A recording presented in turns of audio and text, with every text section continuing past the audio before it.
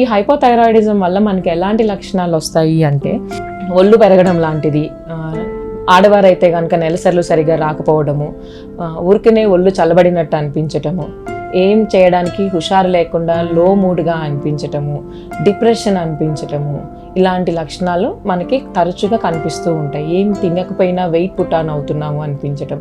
అలానే దీని ప్రభావం లేకపోవటం వల్ల మిగిలిన హార్మోన్కి సంబంధించిన ఇబ్బందులు రావడము, ఇలాంటివి అనేవి జరుగుతూ ఉంటాయి. ఇలా మీకు అనిపించినప్పుడు కానీ, లేదు అంటే మీ ఫ్యామిలీలో థైరాయిడ్ హిస్టరీ ఉందన్నప్పుడు కానీ, లేదు మీరు మ్యారీడ్ ఉమెన్ ప్రెగ్నెన్సీకి ప్లాన్ చేస్తున్నారు అయినా కన్సీవ్ అవ్వట్లేదు అంటే, ఒక్కొక్కసారి పీరియడ్స్ కానీ, సైకిల్స్ కానీ, అదర్ విమెన్ హెల్త్ కానీ అంతా మనకి బాగానే నార్మల్గానే అనిపిస్తుంది. బట్ స్టిల్ మనం అనుకున్నది కన్సీవ్ అవుదామని ప్లాన్ చేసినా అవ్వట్లేదు. ఇలాంటి సిచ్యువేషన్స్ ఉన్నప్పుడు ఒకసారి మీ ఫిజిషియన్ దగ్గరికి వచ్చి జనరల్ ఇవాల్యుయేషన్లో ఒకసారి ఆ థైరాయిడ్ హార్మోన్స్ కానీ మిగిలిన అదర్ హార్మోన్ ఇవాల్యుయేషన్ చేయించుకున్నప్పుడు, థైరాయిడ్ కూడా చేయించుకున్నప్పుడు ఒక్కొక్కసారి మనకు తెలియకుండానే థైరాయిడ్ హార్మోన్ అనేది తక్కువ ఉండొచ్చు. ఎటువంటి లక్షణాలు మనకు అంత అనిపించేలాగా కనిపించకపోయినా సరే. సో అలాంటప్పుడు మన థైరాయిడ్ సప్లిమెంటేషన్ స్టార్ట్ చేస్తే మీరు కన్సీవ్ అవ్వడానికి చాలా ఛాన్సెస్ పెరుగుతాయి.